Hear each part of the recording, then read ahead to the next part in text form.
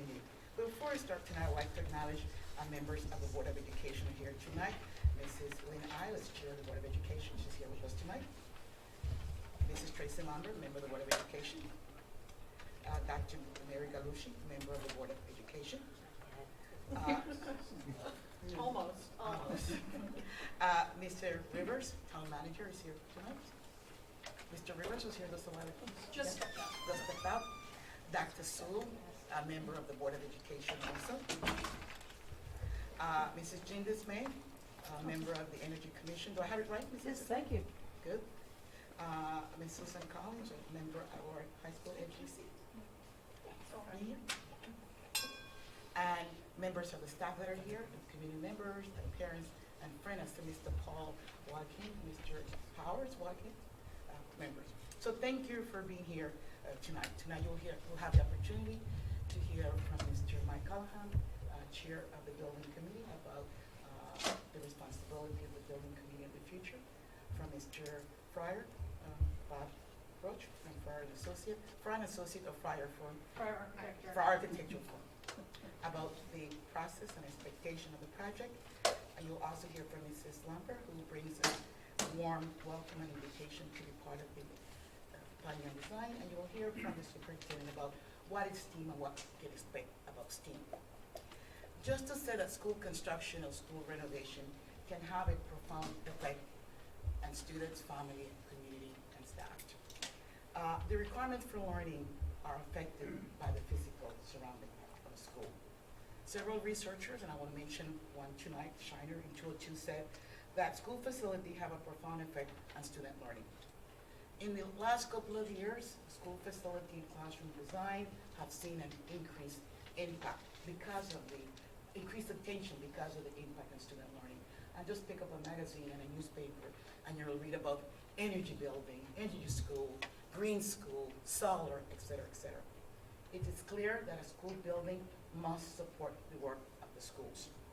As recently as 2014, as Professor Carol Cash from Virginia Polytechnical Institute said the following: the physical environment in which children learn is still a compelling interest, especially in correlation to the influence on student learning. Windham High School students and community have waited for a long time for this project, for a long, long time. This building, I believe Dr. Sewell, Mr. Powers always tell me, is over 50 years old. Is that correct? Over 50 years old, but close to that? 48. Okay, close, 48, 50, the same range there. And the current condition of the building really does not support a 21st century learning for our students. In 1915, just recently, with the NIAS accreditation review that was conducted in 2015, the report concluded that the school offered limited access to technology and an outdated media center, the one that you currently operate. This project has taken a long time, but in November 2017, the community spoke, the referendum was approved, and here we are, immediately the process of renovating the high school started. So tonight you'll have the opportunity, as I said before, to hear from Mr. Mike Callahan, Chair of the Building Committee, about the responsibility and the role of this committee, from Mr. Bob Roach, about the process, the renovation, and from Mrs. Lambert, a warm invitation to join us, and from Dr. Garcia, and you will hear about what is STEAM, what can we expect from STEAM, how it might look, Mr. Roach, not say it would look, how it might look in our school building. So with further ado, Mr. Callahan.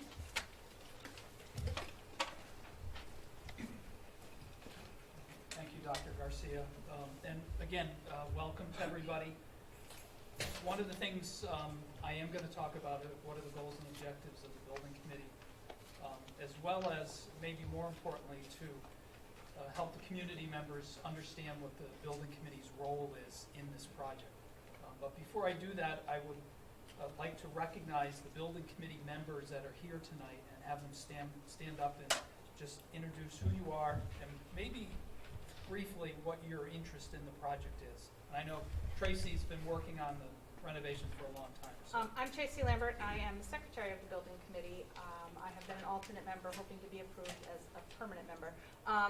I am interested in making sure that our building is sustainable. The things that we put in the renovations of this are things that we can maintain within our operating budget.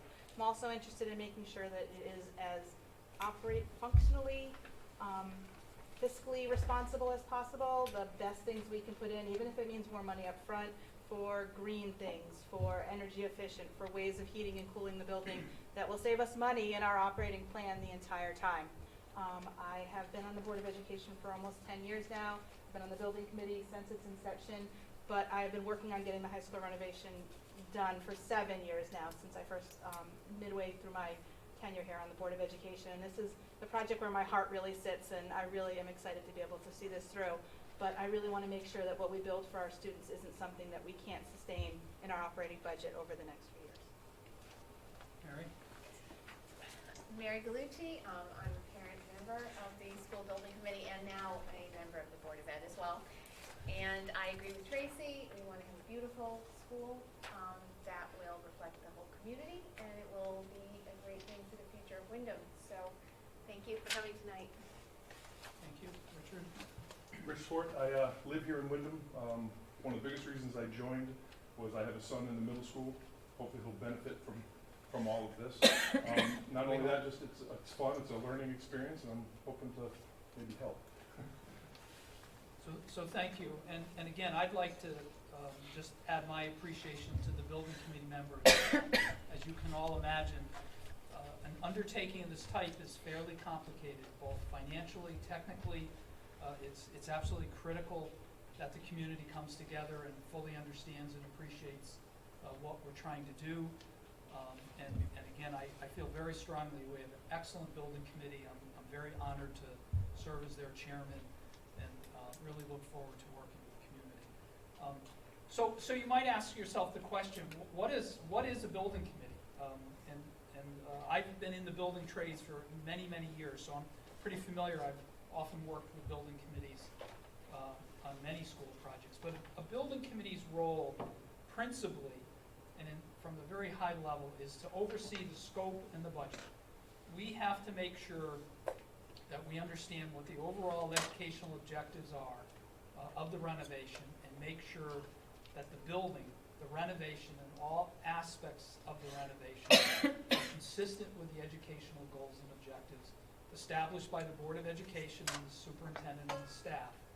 And we have to make sure that gets done within a significant constraint, which is, as every community faces, the budget. So our principal role is to make sure that the scope and the budget align. And again, that will be fairly challenging. More specifically, the building committee must make sure that the renovation meets the code. This is a 45 or 50-year-old building. It was designed and built according to older standards. The building codes and fire codes have changed in a very significant way over the last 40 years. So one of the principal motivations or principal responsibilities that we make sure when we're done, this building meets the fire and the building codes.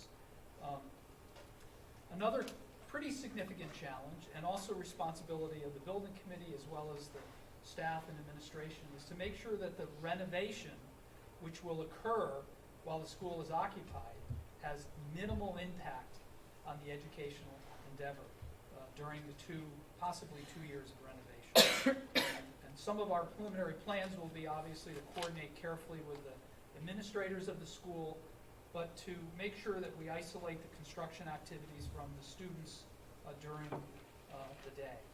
We will also make an effort to do some of the more disruptive activities in the 2 summers that we have available, and of course any vacation time. So again, a pretty significant role of the building committee is to make sure we're paying attention to impacts on the educational process. The most important responsibility we have is to make sure the design team and the administrative staff works collectively and collaboratively to make sure that the renovation really reflects what the educational specifications are. What are the teachers and the administrators trying to do in this school? We don't just want to build a building for a building's sake. We've got to build a building, as Dr. Garcia alluded to early on, to support the educational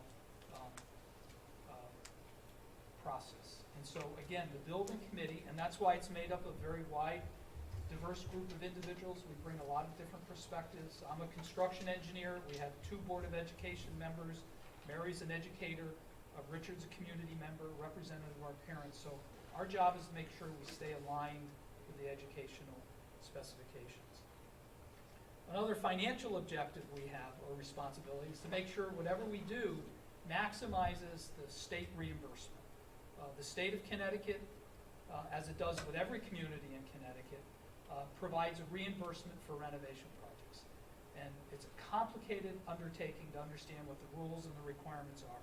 So one of the roles of the building committee with staff is to make sure we maximize the reimbursement so that we can leverage our own local dollars to the maximum extent and get the projects that this community is deserving.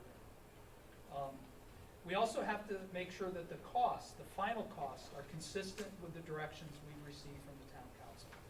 The town council has made it very clear what their expectations are regarding cost, and whatever we do, we have to make sure we align with that. And that is either stick within the expectations of today or convince the community and the town council that more money may be necessary.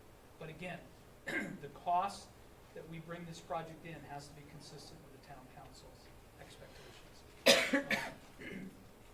And to reflect both what Mary and Tracy said, a significant objective, and Jean, I'm going to acknowledge Jean Dismay here because Jean has been a significant force in our community towards sustainability and energy conservation. It is an objective, and it is one of the roles of the building committee to make sure we bring this building up to current energy standards, and we strive for as much sustainability as we can. And to reiterate what Tracy said, is that we're really looking at long-term life cycle costs, not necessarily first cost, but life cycle costs. We want to make sure this building is not only functional, but it's easy to maintain, and it's not going to be inexpensive to maintain, but we need to strive for efficiency. So we are, as a committee, have to be pay very close attention to that as an objective.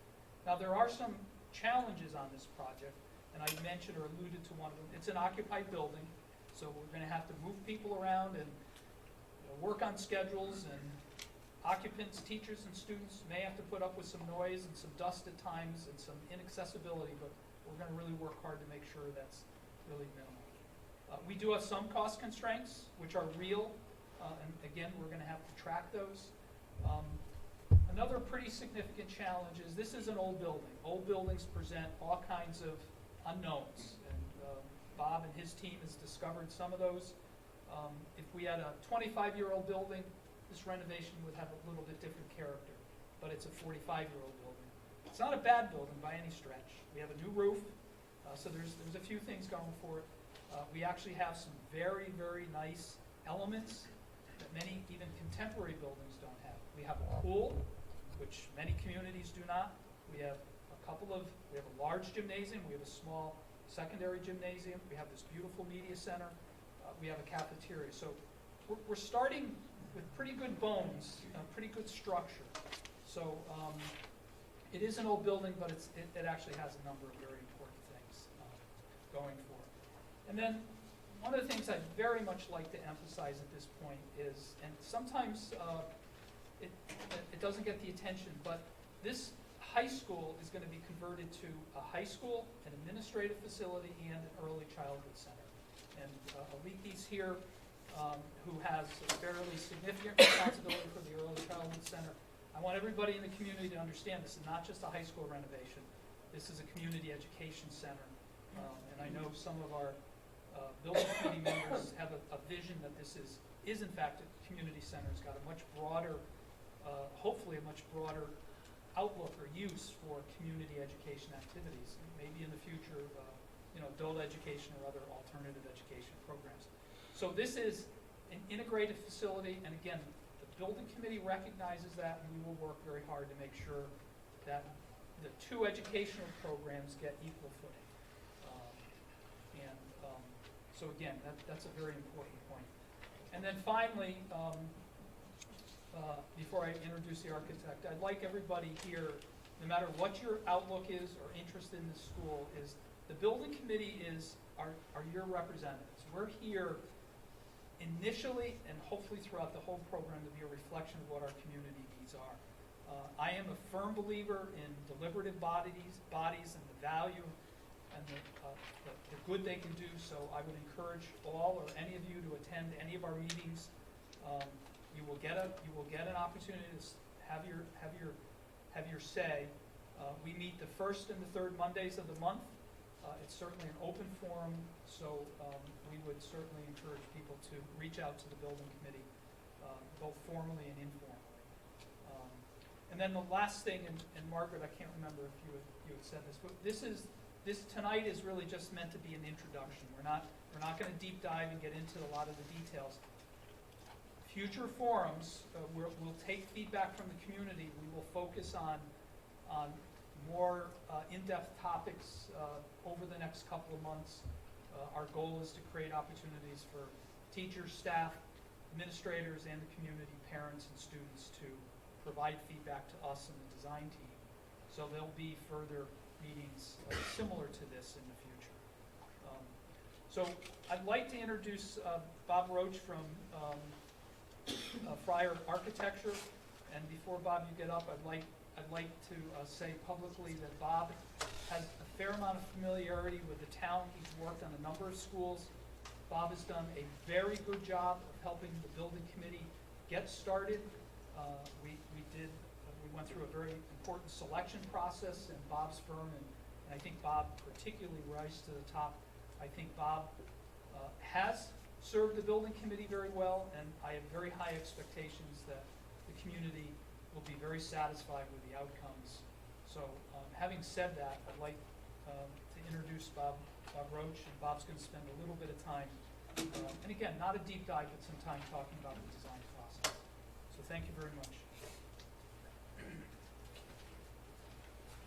Feels if I should just go home after that introduction. Just leave it at that. I'm gonna clap. I will say, working with Dr. Garcia and her staff and the building committee has been very good to date, and I've had previous experience working with Mike Callahan on the microgrid project and school roof project over at Windham Middle School, as well as other members through school planning and design. But I wanted to talk tonight about, just to give an overview process of design of the Community Education Center. And again, I think we should stress that it is a high school building, and that is the largest use group in the building, but we have three distinct use groups. It's Board of Education, it's early childhood, and the high school. And we talked about all along during the process of getting to referendum and getting to this point is really defining those use groups and how do we coincide in the building but yet be separate. How do we define their entrances? How do we define how people easily find when they want to go in and see the superintendent or pick up their child? And that's one part of the process. But I'm getting ahead of myself. So we were hired, as Mike mentioned, through a process. The building committee got a lot of proposals, did some interviews. We were hired in the late spring, and we spent most of the summer pouring through the building, doing our existing conditions. We collected all the data that we could in terms of plans and reports. We had a team go through and remeasure the entire building from head to toe. And we're at the point now where we've gotten all of our initial plans drawn up of the existing conditions of the building, sharing those with our consultants so they can all start to get their baseline drawings together. We've been having regular meetings with not only building committee, but school planning and design subcommittee of the Board of Education to keep everyone up to speed. During the process with the building committee, we've been discussing getting a handle around the scope of the project and the budget, just having many discussions of different aspects of the project, the needs and the wants, and how do we get from point A to point B and marry it all together. Lately, we've also been talking about hiring a construction manager and an owner's representative. I've been working with Mike and Charlie Kirch and the town attorney to work through those documents because we hope to get someone on board within the next couple months to help assist us. And because right now, having completed our existing conditions, we're really going to get into conceptual design. We've had initial meetings with the staff, with the Leaky and early childhood. We've met with food service. We're waiting on the board to ratify the educational specifications. Dr. Garcia is going to talk some more about the STEAM aspect and the different pathways and things. And then once that is all agreed to by the Board of Education, then we're going to have programming meetings with the staff. We're going to take that information and we're really going to nail it down into a spreadsheet of how big is your room, what should it be adjacent to, what are your needs for furniture and technology, and how do you teach during the day, and what's, you know, what are some things that would disrupt the way you teach or the curriculum that you have. And we put that all into a program, and that helps us to do our initial concept planning to inform that, to make sure we've got the right pieces in the right areas of the building. Because this is such a big building, there are many areas that we don't necessarily want to change. In order to help us stay in budget and limit demolition, there are areas like the whole lower level where we have the gyms and the pool and the locker rooms and things. We're not going to be doing much to that in the ways of changing that. We're going to be bringing it up to speed and refreshing it and making it work. Same thing with the cafeteria and the kitchen and the auditorium. Some of those bigger pieces, assembly areas, they're good where they are. We're going to bring them up to the life of the next 20 years. And the loading dock and things like that, we're not going to touch. So we're doing this process of subtraction now. The upper level of the building is all high school classrooms. We don't have any real intent to change not having high school classrooms up there. So really it's just coming down to how does this first floor work in the conceptual design? Where is the Board of Ed? Where are the early childhood students? How do we keep them safe and separate and functional and accessible from the site? And once we work that all out, I think things will start to fall into place quite quickly. But we're also going to be looking at site circulation, the bus loop, the fields. It's all part of bringing the school to a renovation that's going to stand for the next 20 years. And Mike talked about, I'm going to touch on some of the things that Mike talked about, which is, first of all, meeting the needs of the project. Of course, the curriculum and the educational specifications come first, but then it's the needs of the building. It's taking care of any hazardous materials we have in the building. Some asbestos tile we need to get rid of, the old oil tanks, replacing those, getting those out of the ground, chipping away at the code issues of the building. What do we have to do to make this building conform to the building code, the Life Safety Code, Americans with Disabilities Act? And once we chip away those things we have to do, then it's really how do we meet the requirements of the state? To have this project a renovate-like-new project, which means every system in the building has to be good for the next 20 years. That's your mechanical systems, that's replacing windows and doors, sprinkler system, everything. And then from there, reshaping the building to meet the needs of the educational specifications, giving each area appropriately sized rooms and well equipped to meet the needs of the students and the curriculum. And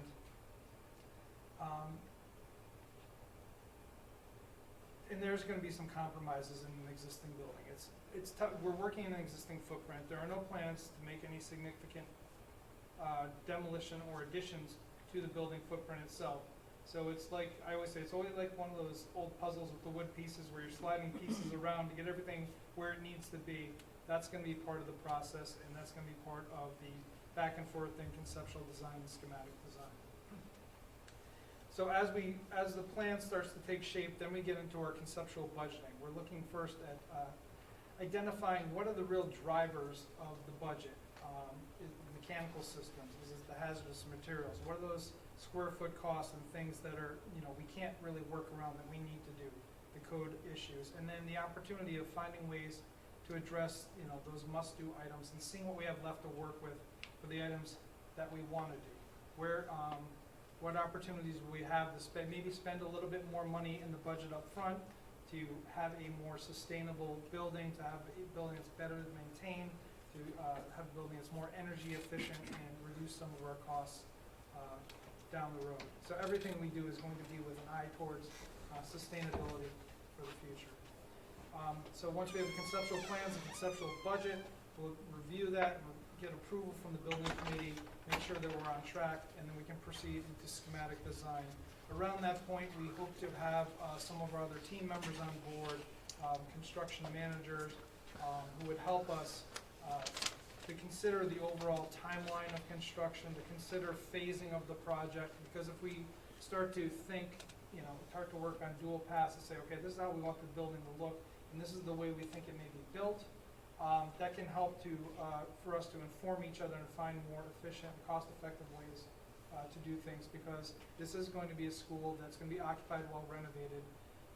The thing that's in your favor is it's not a fully populated school. We do have some space, we do have space to move people around, and we will be doing that with an eye towards indoor air quality, noise issues, testing, everything. So a lot of our heavy work will be done over the summer months, the real intensive work, obviously anything to do with work overhead or in cases of removal of hazardous materials. That would not happen while there are students in the building. But while there are students in the building, we're going to make it clear that the site is always safe and accessible for all use groups. And then as we get into our schematic design, as we get the full team on board, then we're going to have our initial meetings with the state, because we do have to talk to the Office of School Construction Grants on a regular basis throughout the project to make sure that they're up to speed, that they know what we're doing, and that we are following the process that is dictated to get the maximum grant reimbursement, because at the end of the day, that is the name of the game. It's not just giving you everything you want, it's doing it on budget and getting as much reimbursement from the state as you can.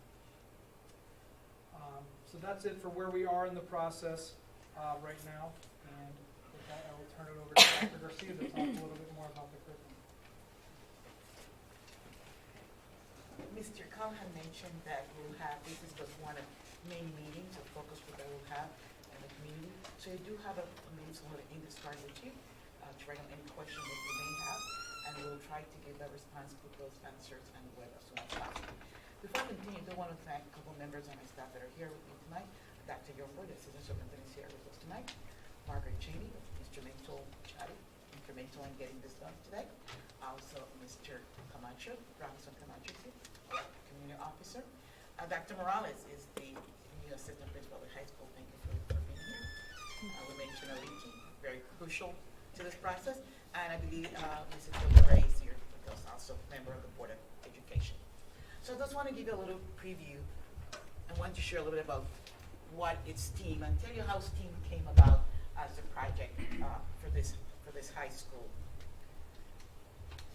But before, I want to let you know that creativity and ingenuity have always been part of the American story of progress.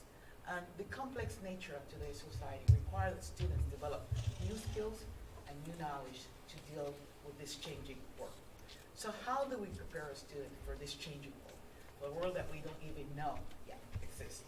And it was a decision of the community and faculty and staff of the high school that by infusing art and science, we could achieve that framework that includes both, named as STEAM.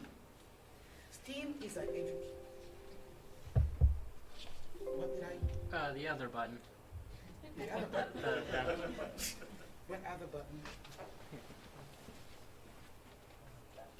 This one? Okay, there we go. STEAM is an educational approach to learning that uses math, science, engineering, and the arts to guide inquiry, to guide discussion, to guide collaboration. That is an interdisciplinary approach to teaching and learning. It's not a program, so we just cannot go and buy it in the store. It's an interdisciplinary approach to teaching and to learning. The really benefit of this is that we do need a building that can support the integration of math, science, engineering, and art for students to be able to have that.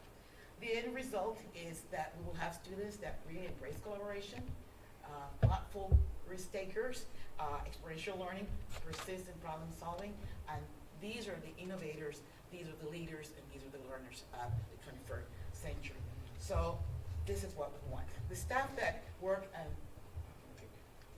so this, I'm not going to read it, but this was the objective of the committee, of the high school committee, that said this is what they wanted their STEAM high school to look and to provide to students. And this was done, I believe, over a year and months ago. So we did get to that point that the high school staff and members of the committee went together to develop an objective for the STEAM high school. But why is STEAM so important? As we know, the Department of Labor said that the number of STEM jobs will increase by 14% in the year 2020. STEAM is a way to take the benefit from STEM and integrate it in the principles of the art. It allows students to really connect their learning to actual practice of design. Research has shown also that STEAM programs increases achievement in math and in reading. The art helps students to be very creative and very, very innovators. So now we know that the combination of both STEAM and arts and STEM will create critical thinkers and innovators. STEAM is showing success all across the world. If you take a look at Finland, if you take a look at Singapore, if you take a look at England, China, and Korea, it's showing progress all around the world. Why? Because it's an interdisciplinary approach that we can use to teach academics and life skills and a standard-based reality work. John Nader is a professor at Vanderbilt, and he said, America is in a critical juncture and defining its economic future. And I believe that the arts are supposed to transform the economy of the 21st century the same way that science and technology transform this century. So let's take a look at what, does it? That you had to do on What, the what touchpad. people are saying about STEAM. Does it over here? Yeah. What people are saying about STEAM in the United States and in Europe. Does it?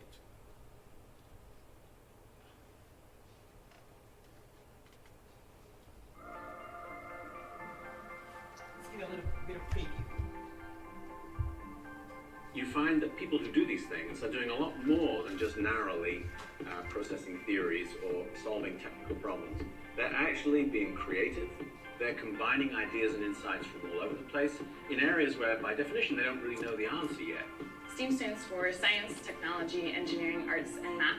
MIT believes that it's the interplay between the STEAM subjects that's where we're going to find all of the latest scientific and technological developments. It helps children learn that although they are learning individual disciplines, they are going to find ways to put them together, which enables them in the future to go out into the big wide world and realise that it all links to everything else. It teaches students to be creative, to think outside the box. So it's okay to bring in information from science when you're working in math because it might help you solve the problem.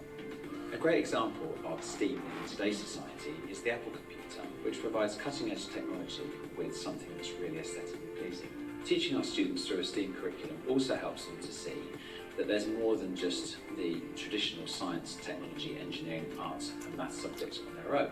But there are opportunities where subjects combine to form interesting new subjects such as bioengineering and biotechnology, which are at the forefront of the latest technological developments in society.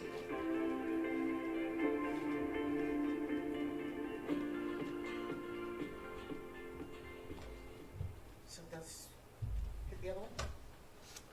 You have to, So a couple of weeks ago, I was reading a journal that said that one of the big manufacturing company, car manufacturing company in Michigan, I don't know if it's Ford, one of the big ones, were hiring art majors. Why they were hiring art majors, not only engineers. And they hired this young lady that was recently graduated from a university that didn't own a car and didn't have a driver's license. But why?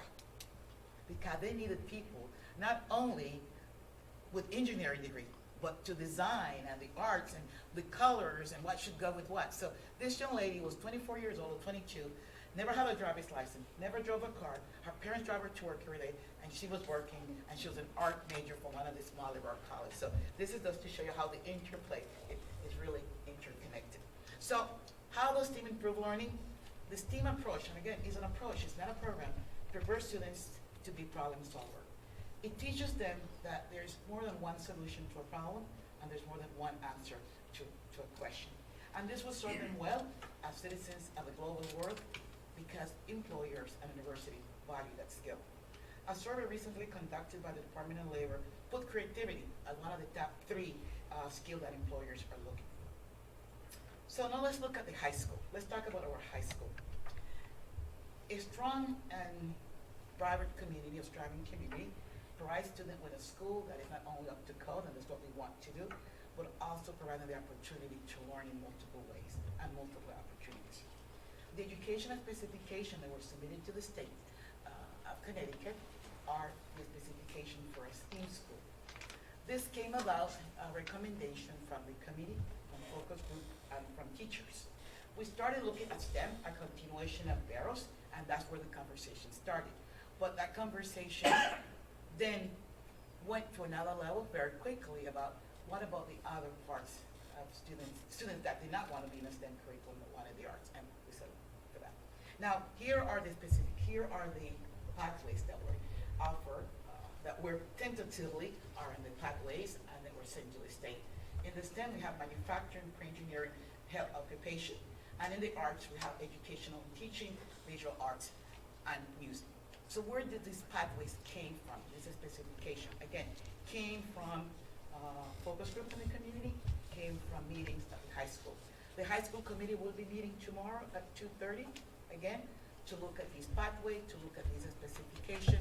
As we're looking at the high school, also becoming a commission network school to see how these specifications are aligned and to provide more information to Mr. Roach. Let's take another look at what a possible STEAM high school can look like. Doesn't mean that our school is going to look like this high school or function like this high school, but you can expect that these will be some of the things that you will see in a STEAM high school. Hit it again.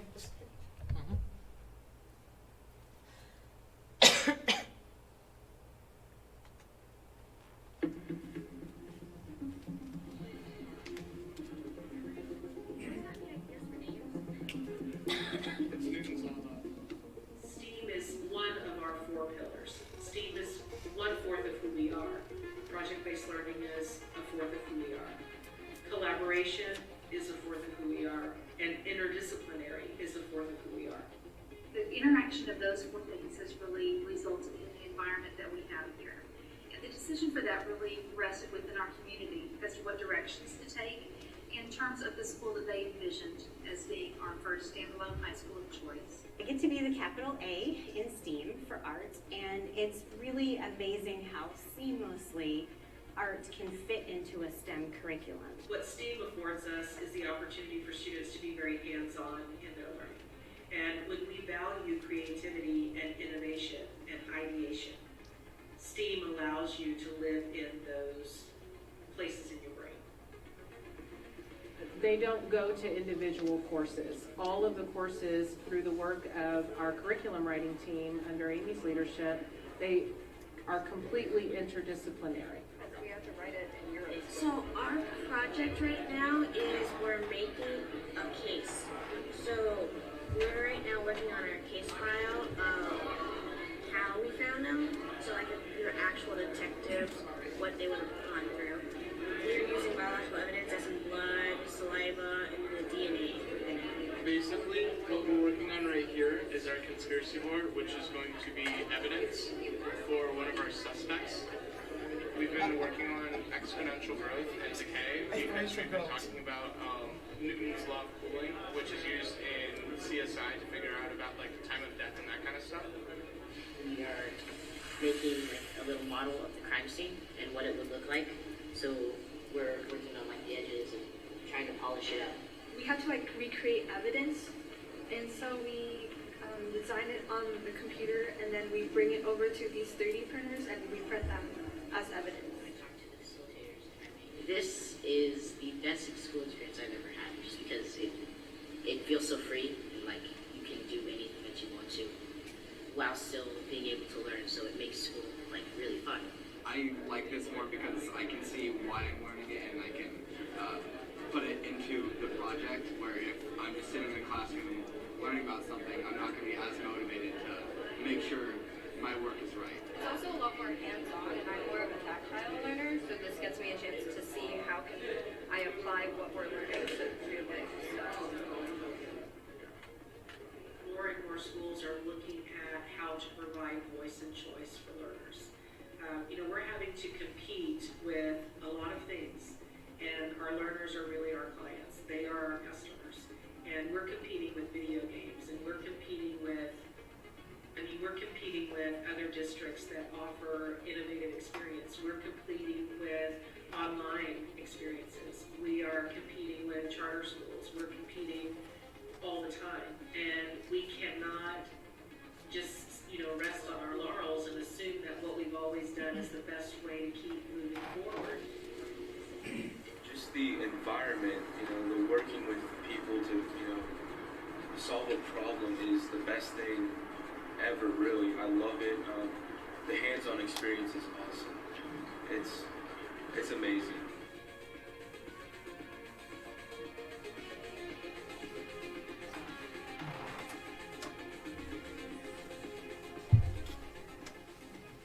STEAM schools, as I said before, are being successful all across the country, not only here in the United States, but also in Europe. As you can see, this approach is very much different than the traditional teaching and learning. It's an approach, again, not a program, but an approach that requires a shift in mindset for all of us, for students, for teachers, and for the administrators. We know, and the research is very convincing and proven, that infusing the arts into the science and mathematics will develop the kind of students that we want our students to be: critical thinkers, innovators, leaders, problem solvers. We need to prepare them for a world that we don't know yet, an unknown. And the only way to prepare them for that unknown is to give them the skills to be able to think differently and to be able to solve problems differently. Because we cannot put every problem in front of them. But what we can give them is the skills for them to be able to think. I'm a firm believer in STEAM. I'm a firm believer. I'm not an artist, but I do know the benefits of the arts. And I do believe that if we're able to accomplish, and it doesn't mean that our school is going to look like this, okay? Doesn't mean that. But I just want to give you a little bit of, a little insight of what students think when they're faced with both the science and the arts. So, thank you. Mrs. Lambert, floor is yours.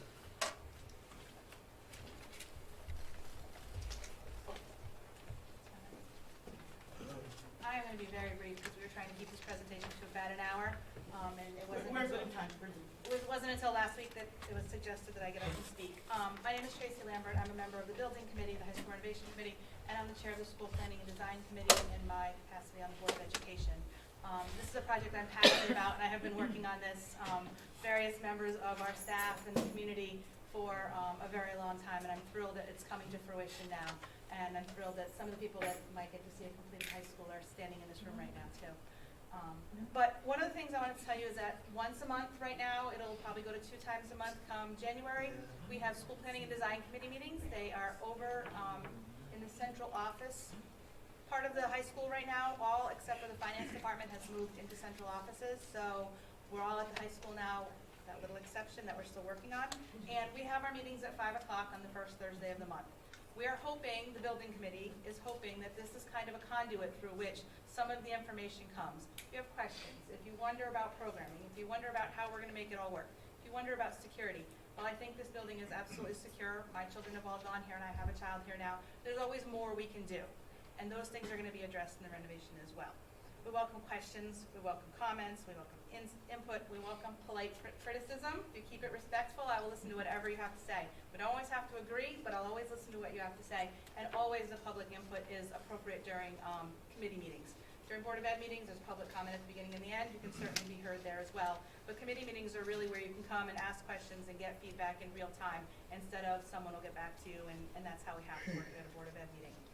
Some things that are coming down the pike from the district to help us with this project is Thought Exchange. It's a online question survey response program, and the district's going to be launching a question for Thought Exchange that will be coming to the community and parents within the district. Give us thoughts on what you're looking for in a high school, what you think should be important. The building committee, after we get that information all correlated, will then address it in its schematic designs and in its programming. And we've talked a little bit tonight about how this is a community building, and there are lots of things that already happen in this building separate from a regular high school central office early childhood. We have the Special Olympics here. Connecticut Special Olympics are held in our gym and our pool every single March. That's really important to us. It is something that we are happy to sponsor and we're happy to put on as a Board of Ed. We have other meetings. We have Dollars for Scholars, Project Graduation. Lots of other committees use this space to meet at no cost to them. Recreational activities happen here. We've had Little League tryouts, we've had baseball practices, rec basketball practices, all that kind of stuff. We've had wrestling tournaments here, huge wrestling tournaments where the parking lot's full. Lots of other things are going to be addressed. A few people have asked me, what about parking? What about driving? What about the traffic flow? All of those things are going to be addressed, including the fields and stuff like that in this project coming up.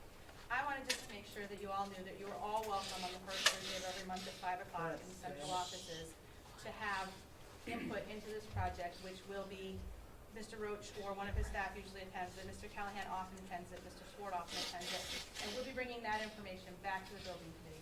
So I wanted to welcome you and invite you to those meetings, and if you have any questions, most of you, I was described tonight as infamous, so most of you know how to reach me either through my district email or on Facebook or something like that, and I hope you feel free to reach out. Thank you. And I think I'm throwing it back to Dr. Garcia for closing. Before we conclude tonight, I'd like to take the opportunity to ask Mrs. Lynn Isle, I put you on the spot, Mrs. Isle, Chair of the Board of Education, if you'd like to say a couple words.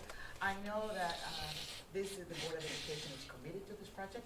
I know that the Board of Education is committed to making sure that our students receive the best education possible, STEAM education, if I may say it. I'm sorry. I don't know if you're on the spot, but if you'd like to say a couple words. First of all, I want to thank the community at large for supporting this project, and the people in this room and outside of this room who worked so hard to get the referendum passed last year. And I want to thank the building committee. I know it's a lot of hard work, and then Tracy and your leadership on the school planning and design. When I was on the Board of Finance, I know we talked about this 5 or 6 years ago, and so it's very nice to see it coming into reality.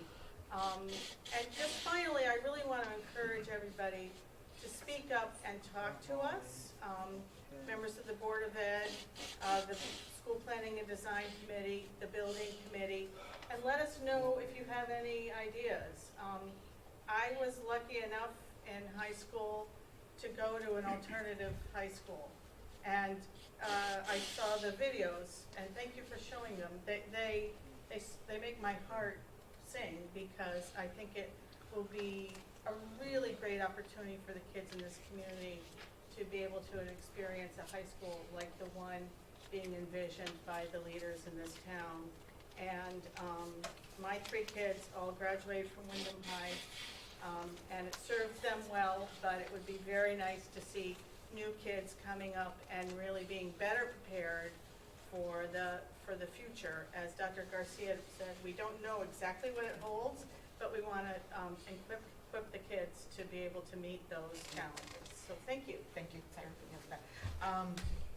We believe in partnership, and we know that this project can never be done without partnership. The partnership of the community that came out and voted for this project, the partnership with Mr. Callahan and his team, the partnership of Mrs. Lambert and her team, Mr. Rush, that have been involved with this community for a long time, that know the ins and outs, you know, how we think. The partnership of the staff of the high school, the parents that are here, that are not high school parents yet, but this little girl that will be going to our high school, Mr. Swart, that have that wonderful, beautiful young man in the 7th grade that will be going to the high school. And people like Aliki that have been in this project she had the binders and binders and binders. So this is a partnership. It cannot be done by one group alone. It takes the entire village to get this project done. And I know that we all will see a high school that we'll all be very proud of, and our students will be successful. We want to thank you. We want to thank all of you for being here tonight. We welcome your input, your feedback, your question, and your concern. There are lots of opportunity. Mr. Callahan mentioned his committee. Mrs. Lambert mentioned the Planning and Design and the Board of Education. This will continue a conversation. This is not the end of this conversation. As we move along, we'll continue to update you on the progress of the project, continue to let you know where we stand, the challenges that we have with this project, maybe like weather, if we have a bad snow time, you know, what would happen during those days. But we plan to maintain the community engaged and inform each step of the process. And also we welcome your feedback. Did I miss anything, Mr. Callahan? No, I think you've covered it. Thank you. Okay. The cards, Mr. Roach's architecture firm has a website that's going to be developed, devoted just to this one high school project. They have a few other projects going on, but we get our own little website, our own little link. And so if you have index cards with questions, comments, that kind of stuff, please give them to myself, Dr. Garcia, or Ms. Chady, or leave them on the table over here. We'll correlate them, and the answers will be posted on the website, and that'll be made public for you. Okay? Thank you. Thank you. Thank you, and have a great night. Thank you very much.